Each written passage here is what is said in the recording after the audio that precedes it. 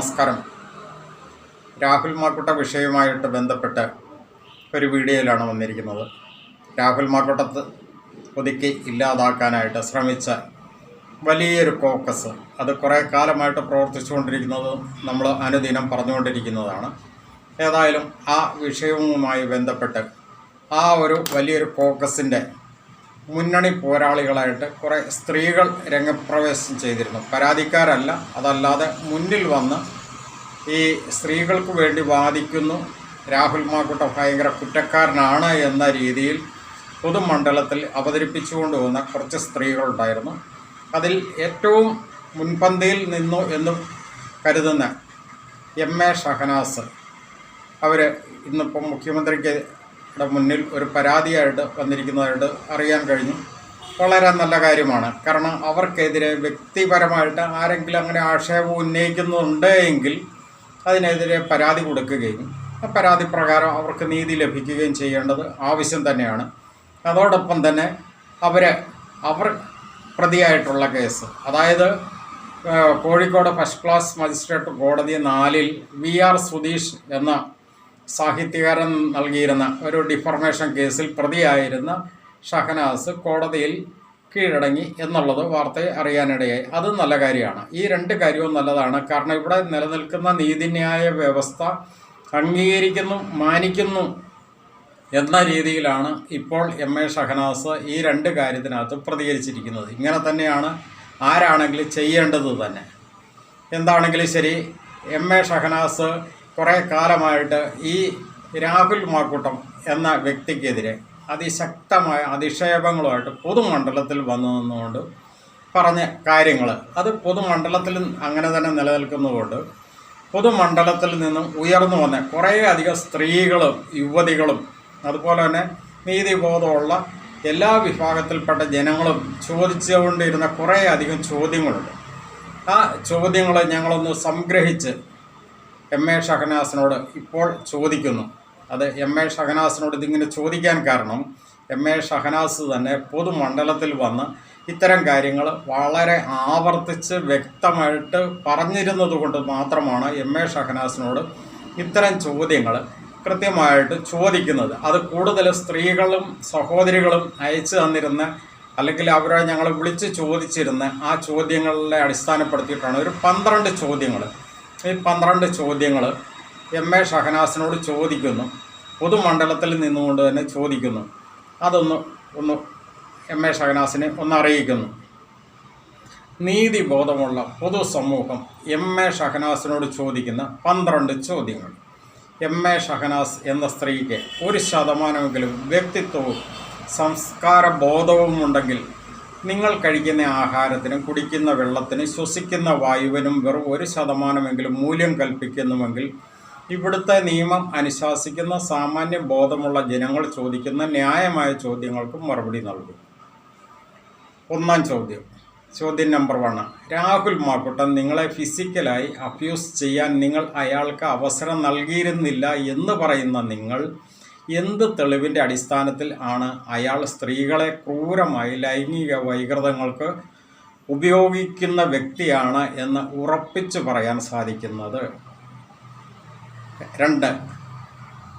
അയാൾ ലൈംഗിക വൈകൃതത്തിന് അടിമയാണ്, അത് ഒരു മനോരോഗമാണ്, അതിന് ചികിത്സയാണ് വേണ്ടത് എന്നൊക്കെ പരസ്യമായി വിളിച്ചു പറയാൻ ഫിസിക്കലായി നേരിട്ട് അനുഭവമില്ല എന്ന് പറയുന്ന നിങ്ങൾക്ക് എന്ത് തെളിവാണുള്ളത്?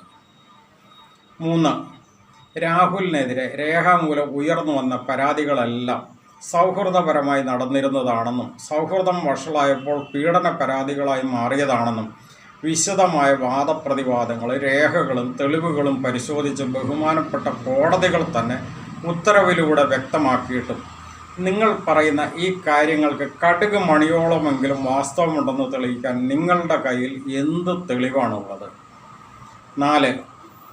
രാഹുലിനോട് വൈരാഗ്യമോ പകയോ ഉള്ള ഏതെങ്കിലും സ്ത്രീകൾ അല്ലെങ്കിൽ പെൺകുട്ടികൾ നിങ്ങൾ ആക്ഷേപിച്ചതുപോലുള്ള കാര്യങ്ങൾ അവർക്ക് അനുഭവപ്പെട്ടതായി അവർ നിങ്ങളോട് രഹസ്യമായിട്ടോ പറഞ്ഞിട്ടുണ്ടെങ്കിൽ അത് അപ്പാടെ വിശ്വസിച്ച് വിഴുങ്ങി പൊതുമണ്ഡലത്തിൽ വന്ന് പരസ്യമായി വിളിച്ചു പോവാൻ മാത്രം വെറുമൊരു മന്ദബുദ്ധിയാണോ നിങ്ങൾ? മറിച്ച് അതിൽ അല്പമെങ്കിലും സത്യമുണ്ടെങ്കിൽ അത് തെളിവ് സഹിതം പൊതുമണ്ഡലത്തിൽ ചൂണ്ടിക്കാട്ടുകയല്ലേ ചെയ്യേണ്ടത്. മറ്റൊന്ന്, തെളിവ് സഹിതം നിയമ നടപടി സ്വീകരിക്കുവാൻ അവരെ സഹായിക്കുകയല്ലേ ചെയ്യേണ്ടത്. ഇതൊന്നുമില്ലാതെ പൊതുമണ്ഡലത്തിൽ വന്നു നിന്ന് അയാൾ കോഴിയാണ്, സ്ത്രീ ലംബടനാണ്, സ്ത്രീകളെ മാനിപ്പുലേറ്റ് ചെയ്ത് തൻ്റെ ലൈംഗിക വൈകൃതത്തിന് ഇരയാക്കുന്നവനാണ് എന്നൊക്കെ ഒരു ഉളുപ്പും ഇല്ലാതെ വിളിച്ചു പറയുമ്പോൾ നിങ്ങളുടെ ഉദ്ദേശശുദ്ധിയും നിങ്ങളുടെ ഉള്ളിലിരിപ്പും നീതിബോധമുള്ള പൊതുസമൂഹം ചോദ്യം ചെയ്യില്ലേ? കേരളത്തിലെ സ്ത്രീ സമൂഹത്തിനു വേണ്ടി സംസാരിക്കുന്നു എന്ന് അവകാശപ്പെടുന്ന നിങ്ങളെപ്പോലെയുള്ളവർ ഇത്തരത്തിൽ പ്രവർത്തിക്കുമ്പോൾ അത് സ്ത്രീ സമൂഹത്തിന് തന്നെ അപമാനമല്ലേ? യഥാർത്ഥത്തിൽ പീഡിപ്പിക്കപ്പെടുന്ന സ്ത്രീകൾക്ക് പോലും നീതി ലഭിക്കാതിരിക്കത്തക്ക രീതിയിലുള്ള പ്രവർത്തനമല്ലേ നിങ്ങൾ ചെയ്യുന്നത്? സ്ത്രീ സമൂഹത്തെ ആകെ ദ്രോഹിക്കുകയല്ലേ നിങ്ങൾ ഇത്തരം പ്രവൃത്തിയിലൂടെ ചെയ്യുന്നത്? ഇനി 5-ാമത്തെ ചോദ്യം, അയാൾ ചോദിച്ചിട്ടുള്ള ഏതെങ്കിലും ചോദ്യങ്ങൾക്ക് നിങ്ങൾക്ക് കൃത്യമായി മറുപടി ഉണ്ടോ? 2020 കാലഘട്ടത്തിൽ ദില്ലിയിൽ നടന്ന കർഷക സമരത്തിൽ ഒരുമിച്ച് പോകാം എന്ന് അയാൾ പറഞ്ഞു ക്ഷണിച്ച സന്ദേശത്തിൽ അയാളിലെ വഷളത്തരം, സ്ത്രീ ലംബടൻ എന്ന സ്വഭാവം വ്യക്തമായി ബോധ്യമായി എന്ന് പറയുന്ന നിങ്ങൾ പിന്നീട് കുറേ കാലം അയാളുടെ പിന്നാലെ പുറകെ നടന്നു എന്നതിന് വ്യക്തമായ തെളിവ് സഹിതം പുറത്തുവിട്ടിരിക്കുന്ന കാര്യങ്ങൾക്ക് നിങ്ങൾക്ക് മറുപടിയുണ്ടോ? നിങ്ങൾ പറയും പോലെ ഇത്തരം സ്വഭാവവിശേഷമുള്ള ഒരു പുരുഷനോട് അല്ലെങ്കിൽ ഒരു യുവാവിനോട് അത് മനസ്സിലായ ശേഷവും ഏതെങ്കിലും ഒരു സ്ത്രീ അല്ലെങ്കിൽ ഒരു യുവതി അയാളുടെ പിന്നാലെ പിറകെ സ്ഥിരമായി കൂടുന്നുവെങ്കിൽ ആ സ്ത്രീയുടെ അല്ലെങ്കിൽ ആ യുവതിയുടെ ഉള്ളിലിരിപ്പ് എന്തായിരിക്കുമെന്ന് അരിയാഹാരം കഴിക്കാവുന്ന ഏതൊരാൾക്കും ഊഹിക്കാവുന്നതല്ലേ? 6, നിങ്ങൾ പറയുന്ന സ്വഭാവ വൈകൃതമുണ്ടെന്ന് പറയുന്ന രാഹുൽ മാക്കൂട്ടത്തോട് യൂത്ത് കോൺഗ്രസ് പ്രസിഡന്റ് ആവണം എന്ന് ആവശ്യപ്പെട്ടുകൊണ്ട് സന്ദേശം അയച്ചത് എന്തിനാണ്? 7, അയാൾ യൂത്ത് കോൺഗ്രസ് പ്രസിഡന്റ് ആയ ശേഷം അനുമോദന സന്ദേശം അയച്ചത് എങ്ങനെയാണ്? 8, അയാൾ യൂത്ത് കോൺഗ്രസ് പ്രസിഡന്റ് ആയ ശേഷം ലിറ്ററേച്ചർ ഫെസ്റ്റിവൽ നടത്തണം രാഹുലെ എന്ന് അങ്ങോട്ട് ആവശ്യപ്പെട്ടത് എന്തുകൊണ്ടാണ്? 9, പാലക്കാട് ബൈ ഇലക്ഷനിൽ MLA സ്ഥാനത്തേക്ക് മത്സരിക്കണം എന്ന് പറയുന്നത് എങ്ങനെയാണ്? 10, അയാൾ MLA ആയ ശേഷം അയാൾക്ക് ആശംസ അറിയിക്കാൻ തോന്നുന്നത് എങ്ങനെയാണ്? 11, അയാൾ MLA ആയ ശേഷം നിങ്ങൾക്ക് കൂടി പങ്കാളിത്തമുള്ള ബുക്ക് പബ്ലിക്കേഷൻസിന് ദുബായിലേക്ക് അയാളെ ക്ഷണിക്കാൻ തോന്നുന്നത് എങ്ങനെയാണ്? 12, അയാൾക്കെതിരെയുള്ള പീഡന വിഷയങ്ങൾ പൊതുമണ്ഡലത്തിൽ ചർച്ചയായപ്പോൾ മാനനഷ്ടത്തിന് കേസ് കൊടുക്കണ രാഹുലെ എന്ന് ഉപദേശിക്കാൻ തോന്നുന്നത് എങ്ങനെയാണ്? അക്കമിട്ട് ചോദിച്ച ഈ 12 ചോദ്യങ്ങൾക്ക് നിങ്ങൾക്ക് വ്യക്തമായ ഉത്തരം ഇല്ല എങ്കിൽ നിങ്ങൾ അയാൾക്ക് മേൽ ചൊരിഞ്ഞ എല്ലാ ആക്ഷേപങ്ങളും അതിൻ്റെ 4 ഇരട്ടിയായി നിങ്ങളിൽ തന്നെ നിക്ഷിപ്തമായിട്ടുള്ളതാണ് എന്ന് നിങ്ങൾ തന്നെ പൊതുമണ്ഡലത്തിൽ തുറന്നു സമ്മതിക്കുകയാണ് ചെയ്തിരിക്കുന്നത്. അതിൽ നിന്നും 2 കാര്യങ്ങളാണ് സാമാന്യ ബോധമുള്ള ആർക്കും മനസ്സിലാവുന്നത്. ഒന്നുകിൽ നിങ്ങൾക്ക് അയാളോട് തീവ്രമായ പ്രേമമോ കാമമോ ഉണ്ടായിരുന്നിരിക്കണം, അത് നടക്കാതെ വന്നതിലുള്ള വൈരാഗ്യം, അല്ലെങ്കിൽ അയാളെ ഒതുക്കി ഇല്ലാതാക്കണം എന്ന ഏതോ ഒരു നിഗൂഢ സംഘത്തിൻ്റെ പിമ്പായിരുന്നു കൊണ്ട് നിങ്ങൾ പ്രവർത്തിച്ചു കൊണ്ടേയിരിക്കുന്നു. ഇതാണ് സത്യം, ശരിയല്ലേ? ഷഹനാസ് ഒരു കാര്യം മനസ്സിലാക്കണം. ഈ കഴിഞ്ഞ 10 വർഷമായിട്ട് കേരളത്തിൽ മൊത്തം ആത്മഹത്യ ചെയ്തിരിക്കുന്ന ആൾക്കാരുടെ എണ്ണം എത്രയാണെന്ന് അറിയാമോ? അതിൽ എത്ര സ്ത്രീകൾ എത്ര പുരുഷന്മാരും ഉണ്ടെന്നറിയാമോ? അതായത് നമ്മൾ പൊതുവെ കരുതും സ്ത്രീകൾക്ക് ഒത്തിരി പ്രശ്നങ്ങളുണ്ട്. സംഭവം ശരിയാണ്, സ്ത്രീകൾക്ക് ഒത്തിരി പ്രശ്നങ്ങളുണ്ട്. കേരളത്തിൽ ആത്മഹത്യ ചെയ്തിരിക്കുന്ന ഈ കഴിഞ്ഞ 10 വർഷത്തിനുള്ളിൽ ആത്മഹത്യ ചെയ്തിരിക്കുന്ന മൊത്തം പുരുഷന്മാരുടെ സ്ത്രീകളുടെ എണ്ണം എടുത്തു കഴിഞ്ഞാൽ 4-ൽ 3 പുരുഷന്മാരാണ്. 4-ൽ 3 പുരുഷന്മാരാണ് ആത്മഹത്യ ചെയ്തിരിക്കുന്നത്. മൊത്തം കണക്കെടുത്തു കഴിഞ്ഞാൽ 4-ൽ 1 മാത്രമാണ് സ്ത്രീകൾ വരുന്നത്. അപ്പോൾ പുരുഷന്മാരുടെ ആത്മഹത്യാ തോത് ഇത്രയും വർദ്ധിക്കാൻ കാരണം എന്താണ്? നമ്മുടെ കേരളത്തിലെ മാത്രം കണക്കാണ് ഞാൻ ഈ പറയുന്നത്. ഇത് ഷഹനാസ് മാത്രമല്ല, പൊതുമണ്ഡലം തിരിച്ചറിയേണ്ട ഒരു സത്യമാണ്.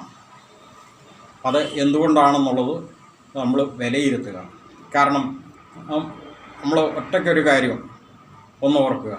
കേരളം കണ്ട ഏറ്റവും കരുത്തനും ജനകീയനും വികസന നായകനുമായിരുന്ന മഹാനായ ശ്രീ ഉമ്മൻചാണ്ടി സാർ എങ്ങനെയാണ് മരണപ്പെട്ടത്, എങ്ങനെയാണ് മരിച്ചത്? സ്വാഭാവികമായിട്ടും നമുക്ക് പറയാം, അദ്ദേഹത്തിന് പ്രായാധിക്യം മൂലം അസുഖം വന്ന് മരണപ്പെട്ടു എന്ന് പറയാം. പക്ഷെ നമ്മളൊരു കാര്യം മനസ്സിലാക്കണം. ഉമ്മൻചാണ്ടി സാറിനെതിരെ അവസാന കാലഘട്ടത്തിൽ വന്ന ഒരു പീഡന പരാതി നമുക്കറിയാം. സോളാർ നായിക എന്നറിയപ്പെടുന്ന സരിത, ആ സരിതയെ ഉപയോഗിച്ച്, അതായത് നമ്മുടെ ഇപ്പോഴത്തെ ഗതാഗത വകുപ്പ് മന്ത്രിയായിരിക്കുന്ന ശ്രീ KB ഗണേഷ് കുമാർ, അദ്ദേഹത്തിൻ്റെ ഒത്താശയോടുകൂടി അദ്ദേഹത്തിൻ്റെ പിന്നിൽ മറ്റൊരു വലിയൊരു കോക്കസ്, അതായത് ഒരു കിങ് പിൻ തന്നെ നിന്നുകൊണ്ട് പ്രവർത്തിച്ചതിൻ്റെ ഒരു ഫലമായിട്ട് ഉമ്മൻചാണ്ടി സാറിനെതിരെ ഒരു പീഡന പരാതി രേഖാമൂലം വരികയും ആ പീഡന പരാതിയിൽ അദ്ദേഹം വളരെയധികം മാനസികമായിട്ട് വേദനിച്ചു എന്നുള്ളത് അദ്ദേഹത്തിൻ്റെ ഭാര്യ പോലും ഈ അതിനുശേഷം നടന്ന അദ്ദേഹത്തെ ഉമ്മൻചാണ്ടി അനുസ്മരണ സമ്മേളനത്തിൽ പരസ്യമായിട്ട് വികാരഭരിതയായിട്ട് പറഞ്ഞ കാര്യം ഇന്നും പൊതുസമൂഹത്തിൽ നിൽക്കുകയാണ്. ആ ഒരു കാലഘട്ടത്തിൽ അദ്ദേഹത്തെ ഒന്ന് ആശ്വസിപ്പിക്കാനോ സമാധാനിക്കാനോ പോലും ഒരു മനുഷ്യനുണ്ടായിരുന്നില്ല. ഒന്ന് ആലോചിച്ച് നോക്കണം. അതായത് ശരിക്കും ഇതിനെപ്പറ്റി നമ്മളൊന്ന് മനസ്സിലാക്കേണ്ടതുണ്ട്. ഒരു മനുഷ്യൻ്റെ മനസ്സാണ് ഏറ്റവും വലുത്. അതായത് ആ ഒരു വിഷയത്തോടു കൂടി മറ്റെന്തെല്ലാം പ്രശ്നങ്ങളുണ്ടെങ്കിലും പിടിച്ചു നിൽക്കുന്ന ആ ഒരു വ്യക്തി ഈ ഒരു വിഷയത്തോടു കൂടി മാനസികമായിട്ട് വളരെയധികം തകർന്നുപോയി. അത് സ്വാഭാവികമായിട്ട് അദ്ദേഹത്തിൻ്റെ ശരീരത്തെയും ബാധിച്ചു. സ്വാഭാവികമായിട്ടും അദ്ദേഹം രോഗാതുരനായി, അസുഖം ബാധിച്ച് അദ്ദേഹം മരണപ്പെട്ടു, മണ്ണിനടിയിലായി. ഇതാണ് സംഭവിച്ചത്. അതിനകത്ത് സംഭവിച്ച കാര്യങ്ങൾ കൃത്യമായിട്ട് അതിനുശേഷം തെളിവുകൾ സഹിതം വന്നല്ലോ. അതായത് KB ഗണേഷ് കുമാറിൻ്റെ PA ആയിരുന്ന സുധീർ മലയിൽ എന്ന വ്യക്തി കൃത്യമായിട്ടും ഈ അടുത്തിടെ കൊട്ടാരക്കര കോടതിയിൽ മൊഴി വരെ നൽകിയിട്ടുണ്ട്. കാരണം അന്ന് തന്നെ KB ഗണേഷ് കുമാർ പറഞ്ഞിരുന്നു, ഇയാൾക്കിട്ടൊരു പണി കൊടുക്കണം. ആർക്ക്? ഉമ്മൻചാണ്ടിക്കെതിരെ. പക്ഷേ അദ്ദേഹത്തിന് പോലും അന്ന് അറിയുന്നുണ്ടായിരുന്നില്ല ഇത്രയും വലിയ കെണിയാണ് പണിയാനായിട്ട് ഉദ്ദേശിച്ചിരുന്നത്. അതിന് കാരണമുണ്ടായിരുന്നു.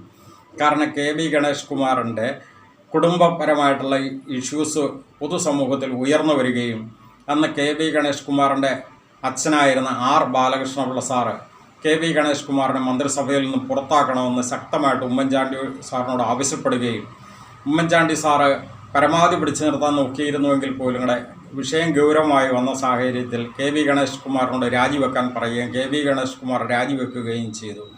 അതിനുശേഷം KB ഗണേഷ് കുമാറിൻ്റെ കുടുംബ പ്രശ്നം പരിഹരിച്ചു എന്ന് പറഞ്ഞുകൊണ്ട് KB ഗണേഷ് കുമാർ വന്നു രണ്ടാമത് മന്ത്രിസഭാ സ്ഥാനത്തേക്ക് വീണ്ടും നിയമിക്കണം എന്നാവശ്യപ്പെട്ട സന്ദർഭത്തിൽ ആ പരിഹരിക്കപ്പെട്ട സംഭവം, അതായത് KB ഗണേഷ് കുമാറിൻ്റെ അന്നത്തെ ആദ്യ ഭാര്യയായിരുന്ന യാമിനി തങ്കച്ചിയുമായിട്ടുണ്ടായിരുന്ന പ്രശ്നം, അത് പരിഹരിച്ചത് നമ്മുടെ ഇവിടുത്തെ സംസ്കാരത്തിനും യോജിക്കുന്ന രീതിയിലായിരുന്നില്ല എന്നതുകൊണ്ട് തന്നെ അത് വീണ്ടും പൊതുമണ്ഡലത്തിൽ അല്ലെങ്കിൽ സർക്കാരിനെ ബാധിക്കും എന്നതുകൊണ്ട് തന്നെ KB ഗണേഷ് കുമാറിന് മന്ത്രിസഭാ പുനഃപ്രവേശനം നൽകാതിരുന്ന് ഇപ്പോൾ ഉണ്ടായ ഒരു വൈരാഗ്യം, ആ വൈരാഗ്യം KB ഗണേഷ് കുമാർ അന്നത്തെ സോളാർ നായിക എന്നറിയപ്പെടുന്ന ഈ സരിതയെ കൊണ്ട് ജയിലിൽ വെച്ചൊരു കത്ത് അഡീഷണലായിട്ട് എഴുതിക്കുകയും, അതായത് സരിത അന്ന് ജയിലിൽ വെച്ച് എഴുതിയ കത്ത് ഇവിടെ പൊതുമണ്ഡലത്തിൽ ചർച്ചയായിരുന്നുള്ളതാണ്. അതിനുശേഷം അഡീഷണലായിട്ട് 4 പേജും കൂടി എഴുതി ചേർക്കുകയും ആ എഴുതി ചേർത്ത 4 പേജിനകത്താണ് ഈ ഉമ്മൻചാണ്ടി സാറിനെ പരാമർശിച്ചുകൊണ്ടുള്ള വിഷയം വരികയും അത് പിന്നീട് രേഖാമൂലം പരാതിയായിട്ട് തന്നെ പൊതുമണ്ഡലത്തിൽ നീതി ന്യായ വ്യവസ്ഥയുടെ മുന്നിലേക്ക് വരികയും ഉമ്മൻചാണ്ടി വിചാരണ ചെയ്യപ്പെടുകയും അതിൽ നിന്ന് അദ്ദേഹം മുക്തനായി എങ്കിലും ആ നീണ്ട നാളിൽ നിന്ന് ആ ഒരു പ്രോസസ്സിങ്ങിൽ അദ്ദേഹം മാനസികമായിട്ട് തകർക്കുന്ന ഒരു സംഭവം ഇവിടെ എല്ലാവർക്കും അറിയാവുന്ന ഒരു കാര്യമാണ്. ഇത് ഷഹനാസിനെ അറിയാം. ഷഹനാസ് കോൺഗ്രസിൻ്റെ എന്തോ ഒരു സാഹിതി സാംസ്കാരിക നേതാവൊക്കെയാണെന്നാണല്ലോ ഇപ്പോഴും പറയപ്പെടുന്നത്. അതുകൊണ്ടും കൂടിയാണ് ഈ ഒരു കാര്യം ഇവിടെ നിന്ന് പരാമർശിക്കേണ്ടി വന്നത്. അപ്പോൾ ആ ഒരു സാഹചര്യം ഈ രാഹുൽ മാക്കുട്ട വിഷയത്തിനകത്ത് പലരും മുന്നിൽ കണ്ടിരുന്നു. 1 അല്ല 2 അല്ല 3 പ്രാവശ്യം വന്നപ്പോഴത്തേക്കും രാഹുൽ മാക്കൂട്ടവും ആ അവസ്ഥയിലേക്കൂടെ കടന്നു പോകും എന്ന് പലരും ധരിച്ചിരുന്നു. പക്ഷേ ഈ ഉമ്മൻചാണ്ടി സാറിനുണ്ടായ ദുരനുഭവവും അതോടൊപ്പം തന്നെ രാഹുൽ മാക്കൂട്ടത്തിൻ്റെ ഈ വിഷയത്തിനകത്ത് വന്നിരിക്കുന്ന സംഭവങ്ങളെപ്പറ്റി കോടതി നടത്തിയിട്ടുള്ള നിരീക്ഷണങ്ങളും കോടതിയുടെ കൃത്യമായിട്ടുള്ള ഉത്തരവുകളും ഈ വ്യക്തി തെറ്റുകാരൻ അല്ല എന്നുള്ളതും അതിനേക്കാൾ കൂടുതൽ തെറ്റ് ചെയ്തിരിക്കുന്ന അതിനകത്ത് പങ്കാളികളായിട്ടുള്ള ഈ പരാതിക്കാരികളാണ് എന്നുള്ള കോടതിയുടെ ആ ഒരു നിഗമനം കൂടി വന്നതോടുകൂടി പൊതുസമൂഹം, നീതിബോധമുള്ള പൊതുസമൂഹം രാഹുൽ മാക്കൂട്ടത്തോടൊപ്പം നിന്നതുകൊണ്ട് മാത്രമാണ് ഇന്നും ആ വ്യക്തി ഈ ഭൂമിയിൽ നമ്മളോടൊപ്പം തന്നെ നല്ല അതിശക്തനായിട്ട് തന്നെ നിലനിൽക്കുന്നു. അല്പമെങ്കിലും മനസാക്ഷിയുള്ള കേരള സമൂഹം മൊത്തം ഇന്നും അയാൾക്ക് സപ്പോർട്ടായിട്ട് നിൽക്കുന്നത്.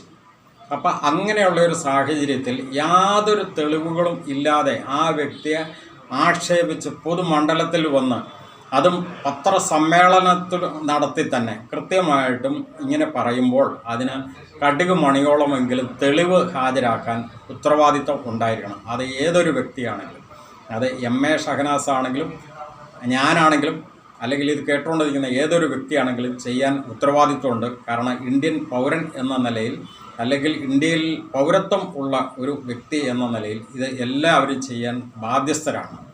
എന്താണെങ്കിലും ശരി, നമുക്കറിയാം രാഹുൽ മാക്കൂട്ടം ചോദിച്ചിരിക്കുന്ന ചോദ്യങ്ങൾ MA ഷഹനാസിനോട് ചോദിച്ചിരിക്കുന്ന ചോദ്യങ്ങൾ മാത്രമല്ല, MA ഷഹനാസിനോടൊപ്പം ഉണ്ടായിരുന്ന മറ്റ് ചില സ്ത്രീകൾ നടത്തിയിട്ടുള്ള കാര്യങ്ങളും പാതിരാച്ചാറ്റിൻ്റെ തെളിവുകൾ സഹിതമൊക്കെ പുറത്തേക്ക് വിട്ടതോടുകൂടി അത്തരം സ്ത്രീകൾക്കൊന്നും അതിനൊന്നും യാതൊരു മറുപടിയും ഈ കാലം വരെ ഇല്ലാതെ അവരൊക്കെ തിരശ്ശീലയ്ക്ക് പിന്നിലേക്ക് മാറി നിൽക്കുന്നതായിട്ടുള്ള കാര്യങ്ങളൊക്കെ നമുക്കറിയാം.